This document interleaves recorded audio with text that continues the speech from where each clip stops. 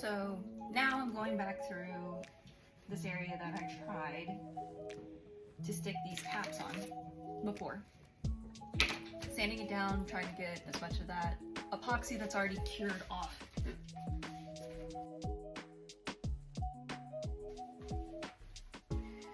Here's a little tip when you're sanding and you're in this tight corner and folding over a piece of sandpaper just doesn't seem to be doing it.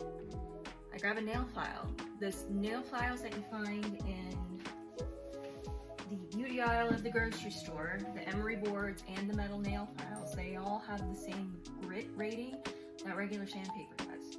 And if you want to get super picky on it, you can go to a beauty supply store. They will actually have multiple grits and have it labeled.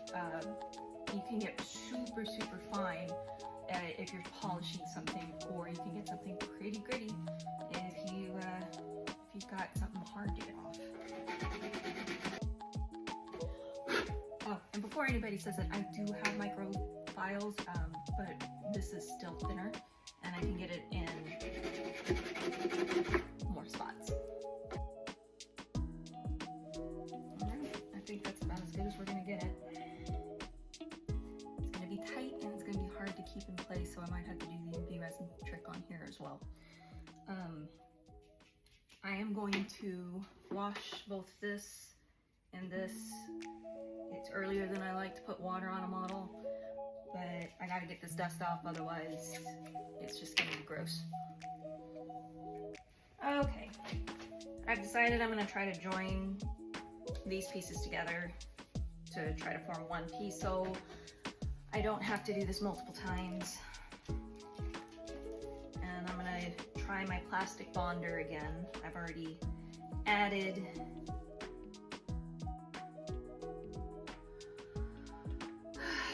this stuff acts so fast. I just don't trust it to be as strong as I need it to be for this. I'm gonna let this fully set for a minute before I start trying to shape it so I'm not fighting it so much. Always close up your glues. So because this is piecemealed so much into multiple pieces to fit smaller printers, it's not 100% lining up, which is to be expected. Now the question is how much do I play with this with some high grit sandpaper to try to shape it to where it fits better and it's less overall work, and how much of it is just brute force putting it in with glue and fixing it later.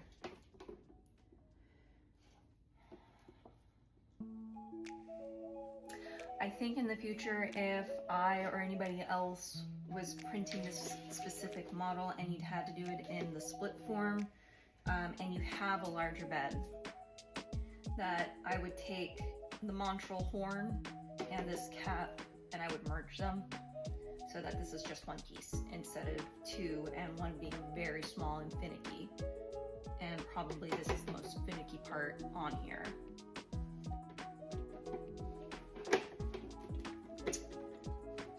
Try to shape some more of this down at a downward angle. Or do I just call it good for now and try to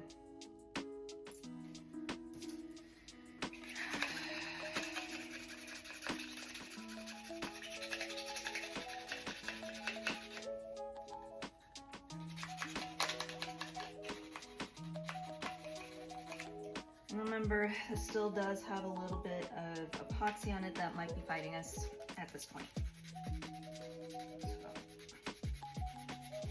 So, tempted to get my Dremel out.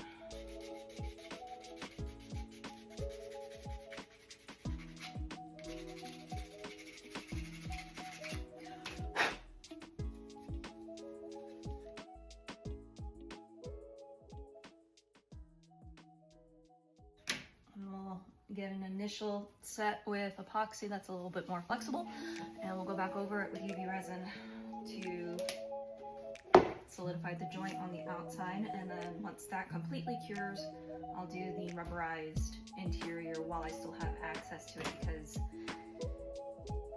the next step is basically going to be cutting me off from the rest of the interior of this model. Whoa! Did you get him?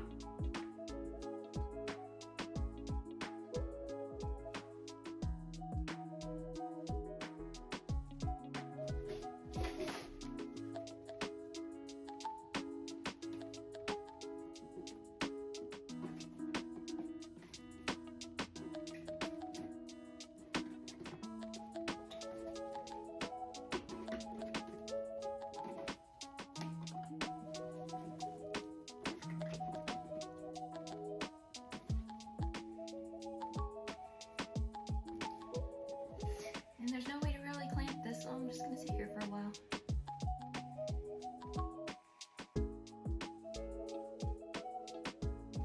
I think I'm gonna go ahead, and since I know the epoxy isn't gonna hold it on its own and it's gonna take it time to set anyway, I'm gonna do a filler line of UV resin and just see if I can do it at the same time.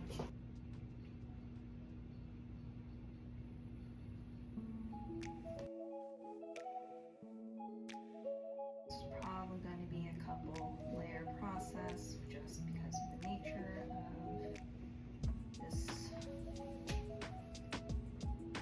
piece. In fact, I'm probably going to leave it at that and see how it goes. Go through your resin.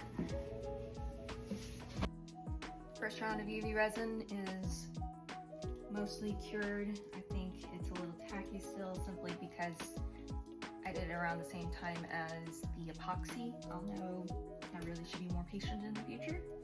It should eventually harden up.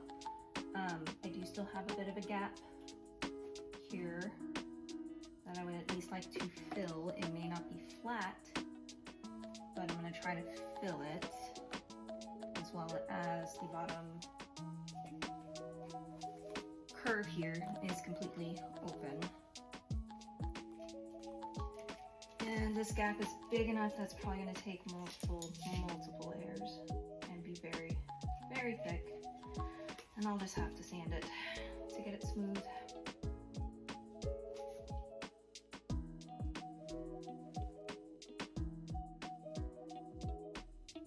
Gonna give that a go. This is going to be a multiple layer process. Yay! So I now have enough resin on that gap that it's no longer a gaping hole. This is at a point where I can continue to build resin on it, and by the end of sanding and painting, you will never know there was ever an issue.